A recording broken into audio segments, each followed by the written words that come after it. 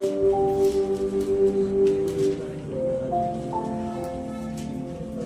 कारण प्रभु आदि तुमको एक चिन्ह देगा।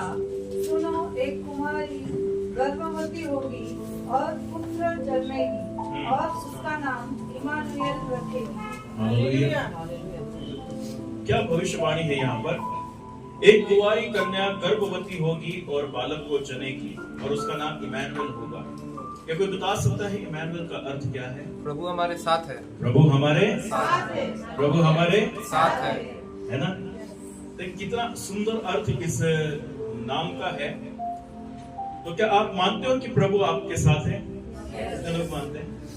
प्रभु हमारे साथ है। बाइबल में लिखा गया है कि प्रभु ने हमसे वादा किया है कि तुम मुझे छोड़ दोगे, लेकिन याद रखो मैं तुम्हें कभी नहीं छोड़ूंगा। कितना अच्छा है प्रभु, देखो। हो सकता है हम कभी कभी प्रभु को भूल जाए, दोष लगाने लगे। ऐसा होता है कि क्या किया है प्रभु ने मेरे जीवन में, क्या किया है प्रभु ने मेरे जीवन में, क्या दिया है प्रभु ने मुझे। बहुत सारी बातें, कभी कभी इतना डिप्रेशन में आ जाते हैं कि हम प्रभु को दोष लगाने लगते हैं। प्रभु बोलते हैं, प्रभु जानता है कि मेरा बेटा मेरी बेटी क्या है, दुख में इसलिए बोल रहा है, लेकिन मैं जानता हूं ये क्या है। ये मुझ पर विश्वास करता है, मुझसे प्रेम करता है। प्रभु हमेशा क्या देखता है? पॉजिटिव। ये दुख में बोल रहा है, लेकिन जब इसका दुख, इसका जो बोलता है ना जोश थोड़ा ठंडा हो जाएगा, ये फिर वापस आएगा, प्रभु मुझे माफ करो, मैंने गलती से बोल दिया। प्रभु ये बात जानता है, इसलिए क्रोधित नहीं होता। पता है क्या कहता है? चिंता मत कर, जब तू चिल्ला रहा था, करहा रहा था, दोष दे रहा था, तब भी मैं तेरे साथ था। हालेलुया। तभी मैं तेरे साथ था, अभी भी हूँ। तो तू मुझे छोड़ भी देगा ना, तू याद रख मैं तुझे नहीं छोड़ूंगा। एक क्लिप हम लोग कल देख रहे थे, तो बहुत ही अच्छा वहां पर एक सीन दिखाया है, मेरी वाइफ ने मुझे दिखाया। देखो भलाई कैसी होती है। एक व्यक्ति रनिंग कर रहा है, रनिंग कर रहा है, रनिंग कर रहा है, और एक कार्टून जैसा व्यक्ति आता है जो मतलब नहीं क्या ऐसा उसको बेहोश करने की एक दवाई कपड़े में डालता है और भाग कर है ना, भाग कर उसके ऐसा मतलब पीठ पर चढ़ जाता है और उसको सुला देता है। मतलब भलाई ऐसी है, तुम कितना भी उससे भागो लेकिन भलाई तुमको नहीं छोड़ेगी। परमेश्वर की भलाई, परमेश्वर की करुणा हमको छोड़ेगी नहीं, चाहे हम किधर भी भाग जाए। वो हमेशा सब चिपकी रहेगी, हमको बेहोश करेगी, बेहोश कर देगी। और जब आंखें खोलेगी, अरे मैं तो नाश होने जा रहा था, प्रभु बोलता है मैं तेरे साथ हमेशा रहूंगा। हालेलुया। भले ही हम छोड़ दें उसको, लेकिन याद रखिए वो कभी नहीं छोड़ेगा। ऐसा एक किस्सा मैं आपको बाइबल से बताना चाहूंगा। जब परमेश्वर पिता ने मानव जाति को देखा कि बड़े ही बोलते ना पाप की ओर बढ़े जा रहे हैं, बड़े ही नाश की ओर बढ़े जा रहे हैं, तब परमेश्वर पिता ने एक योजना बनाया। और वो योजना क्या थी, हम यूहन्ना अध्याय 1 और 1 से आगे देखेंगे। और वहां पर हम देखेंगे कि परमेश्वर ने जो योजना मानव जाति को बचाने के लिए किया, कितने लोगों ने उसको पहचाना। और जिन्होंने उसको पहचान लिया, मेरे प्रिय लोगों, सच में उनका उद्धार हो गया और आज वो यीशु मसीह के साथ है और यीशु मसीह उनके साथ है। आमीन। देखिए पढ़ेंगे, पहले से पढ़ेंगे। आदि में वचन था, हाँ। और वचन परमेश्वर के साथ था, हाँ। और वचन परमेश्वर था। हालेलुया। यही आदि में परमेश्वर के साथ था। सब कुछ उसी के द्वारा उत्पन्न हुआ, और जो कुछ उत्पन्न हुआ है उसमें से कोई भी वस्तु उसके बिना उत्पन्न नहीं हुई है। यस। उसमें जीवन था, और वह जीवन मनुष्यों की ज्योति था। ज्योति अंधकार में चमकती है, और अंधकार उसे ग्रहण नहीं, अंधकार ने उसे ग्रहण नहीं अभी किया। अभी एक बात देखिए, यहाँ पर क्या लिखा गया कि ज्योति अंधकार में चमके। उससे पहले क्या लिखा? ज्योति क्या था? मनुष्य की ज्योति, वो प्रकाश था। और वो किसका प्रकाश था? उसमें जीवन था, और वह जीवन मनुष्यों की ज्योति था। हाँ, उसमें जीवन था और वो जीवन मनुष्य की ज्योति था। तो देखिए वर्ड्स आने वाला है, हमको नहीं पता, लेकिन प्रभु का आत्मा ने एक वचन दिया, एक तारा है ना आपके जीवन में चमकने वाला है। एक प्रकाश आपके जीवन में चमकने वाला है। और वो प्रकाश क्या है? हमारा जीवन है। तो मेरे प्रिय लोगों, जब ये ऐसे पॉजिटिव वर्ड आते हैं ना, तुरंत आपको है ना एक्सेप्ट कर लेना है। शैतान बोलेगा चुप बैठ, मुंह बंद रख, नहीं बोलने का, क्योंकि वो जानता है इसने एक्सेप्ट किया ना कि हाँ आमीन ऐसा ही है, तो तुरंत उसके जीवन में काम होना शुरू हो जाता है। बोलते हैं ना, जब गर्भवती होती है स्त्री, तो हमें नहीं पता अंदर क्या चल रहा है, कैसे बच्चा बन रहा है, ठीक है। लेकिन धीरे धीरे धीरे धीरे धीरे धीरे हड्डियां बनती, आंखें बनती है, सब कुछ बनना स्टार्ट होता है, हमको नहीं पता अंदर क्या बन रहा है। हमको नहीं पता क्या काम चल रहा है ना, तो लेकिन जब हम 9वें महीने में देखते हैं, जब बालक जन्मने का समय आता है, जब बालक सामने सब कुछ तैयार हो चुका है, पूरा तैयार करके परमेश्वर पिता ने हमारी गोद में उस बालक को रखा है। तो इसी प्रकार जब हम हाँ और आमीन बोलते हैं ना, तो याद रखो हमारे जीवन में काम शुरू हो जाते हैं। इसने स्वीकारा है, काम शुरू होगा। हालेलुया, इसने स्वीकारा है, अपना लिया है, काम शुरू होगा। लेकिन जो नहीं स्वीकारता उसका क्या? हालेलुया, अभी जब तक किसी स्त्री को गर्भ धारण नहीं होगा तो बच्चा नहीं होगा, वो बनेगा ही नहीं। तो इसलिए जब तक हम भी ग्रहण नहीं करेंगे, स्वीकारेंगे नहीं, तो क्या होगा? काम शुरू नहीं होगा।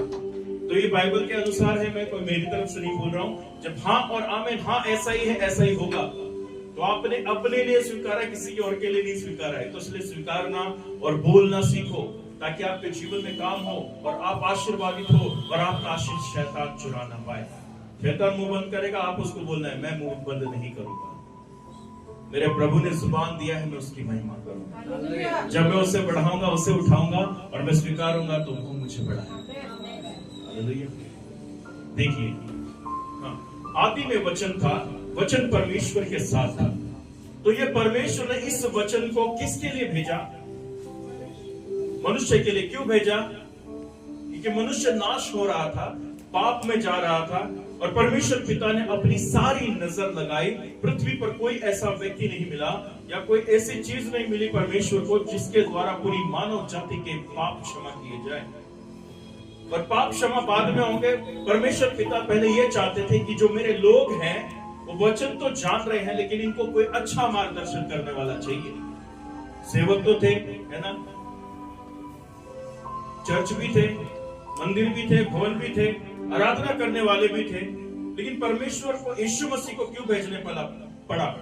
पहली बात कि मार्गदर्शन जो है वो सही होना चाहिए। लोग जान रहे वचन को, मुझे जानते हैं, लेकिन वो मूसा के थ्रू जानते हैं, मूसा की व्यवस्था बोलकर उसे फॉलो कर रहे हैं। तो ये मूसा तक लोग सीमित हो गए हैं।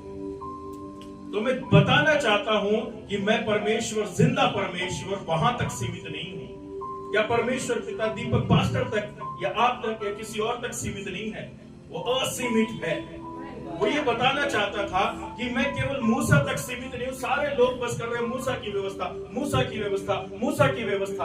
बाइबल में लिखा गया है, तो जो दिन रात परमेश्वर की व्यवस्था पर ध्यान लगाए रहता है, हालेलुया, वो धन्य है। किसकी व्यवस्था पर? परमेश्वर की व्यवस्था पर जो दिन रात ध्यान लगाए रहता है वो धन्य है। यहाँ पे लोगों ने क्या ध्यान कर दिया? सीमित कर दिया परमेश्वर को मूसा तक। उससे पहले भी परमेश्वर ने बड़े बड़े काम किए थे, लेकिन उसके बाद लोगों का ध्यान ही नहीं था। क्यों नहीं था पता है क्या? जो अपने आप को बाइबल का पंडित कहते थे, उन्होंने लोगों को सीमित कर दिया था। वो बस पाप करते, अपराध करते, गुनाह करते और कहते थे हाँ इसके अनुसार चढ़ावा चढ़ा दो, हमारे पाप क्षमा हो जाएंगे, हमें मुक्ति मिल जाएगा, हमें शांति मिल जाएगा। परमेश्वर पिता ने देखा ये बस सीमित होकर रह गए, इतनी इनकी ऐसी सीमा हो गई है कि उसी में बार बार पाप करते हैं, बार बार गलत काम करते हैं, बार बार फिर क्या करते हैं? चढ़ावा चढ़ाते हैं और फिर बोलते हैं मूसा की व्यवस्था के अनुसार हमने किया और परमेश्वर ने हमको क्षमा किया। परमेश्वर पिता चाहते थे कि शुरुआत से लेकर अंत तक सारी बातें लोगों को पता होनी चाहिए। तो ये कौन बताएगा? बार बार परमेश्वर पिता ने अपने नबियों के द्वारा भविष्यवाणी की कि ऐसा ऐसा होने वाला है। जब वो भविष्यवक्ता चले गए, उनका समय आ गया, वो नबी चले गए, उनका समय आ गया संसार को छोड़ने का। जब वो जा चुके तो कुछ ऐसे नबी तैयार हो गए, कुछ ऐसे सेवक तैयार हो गए जिन्होंने लोगों को अपनी सीमा में अपने प्रिंसिपल से चलाने लगे। परमेश्वर के प्रिंसिपल को दूर कर दिया, अपने प्रिंसिपल से चलाने लगे और वहां उन लोगों को सीमित कर दिया कि तुम्हारे पाप इसी में क्षमा हो जाएंगे, कि तुम पाप बलि चढ़ा दो, उसके बाद तुमको कोई चीज चढ़ाने की जरूरत नहीं है, और फिर गलती हुई तो फिर आकर चढ़ा दो। परमेश्वर का वचन कहता है परमेश्वर ये सारी चीजें देख देख कर ऊब गए। परमेश्वर पिता ये सारी चीजें देख देख कर उब गए, अगर ये इसी तरह करते रहे तो नाश हो जाएंगे। इनको कोई तो भी सच्चा और अच्छा चरवाहा चाहिए, जो अच्छी चरवाही बोलते ना, अच्छा खाना इनको, अच्छा भोजन, आत्मिक भोजन इनको खिला सके और एक सत्य का मार्ग दिखा सके जिस पर ये चले और बचाए जाए। तब परमेश्वर की योजना हुई, जो वचन उनके पास था। देखिए हम तक क्या पहुंचा, क्या पहुंचा हम तक, हमारे जीवन को जिसने उद्धार किया, वचन। वो वचन फिर कहां से आया, फिर से शुरुआत से पढ़ेंगे और कंटिन्यूस को पढ़ेंगे, 13 तक पढ़ेंगे। आदि में वचन था और वचन परमेश्वर के साथ था और वचन परमेश्वर था। यही आदि में परमेश्वर के साथ था। सब कुछ उसी के द्वारा उत्पन्न हुआ और जो कुछ उत्पन्न हुआ है उसमें से कोई भी वस्तु उसके बिना उत्पन्न नहीं हुई। देखिए ध्यान से सुनिएगा, उसमें से कोई भी वस्तु उसके बिना उत्पन्न नहीं हुई। जितनी भी हम पृथ्वी पर देखते हैं वो सारी चीजें प्रभु यीशु मसीह के द्वारा ही उत्पन्न हुई, क्योंकि आदि में वचन था। हम बोलते हैं ना शायद प्रभु यीशु मसीह नहीं होंगे, पिता पुत्र पवित्र आत्मा सभी ये सब साथ में ही थे, अलग अलग नहीं थे। लेकिन अलग क्यों हुए, किस लिए हुए, आपके और मेरे कारण। परमेश्वर पिता ने, यीशु मसीह ने स्वर्ग राज्य को छोड़ दिया, अपने पूरे वैभव को छोड़ दिया इस संसार में आपके लिए और मेरे लिए वो आए और एक कुंवारी के गर्भ से वो आए। ठीक है, हम देखते हैं कि सब कुछ उसके द्वारा उत्पन्न हुआ। हम वचन में ये भी पढ़ते हैं कि परमेश्वर का पवित्र आत्मा कहां पर मंडराता था? गहरे जल के ऊपर मंडराता था, है ना। तो आत्मा भी था, प्रभु भी था, पिता तो थे, है ना। ये सब थे शुरुआत से। आगे बढ़ेंगे। और वह जीवन मनुष्य की ज्योति था।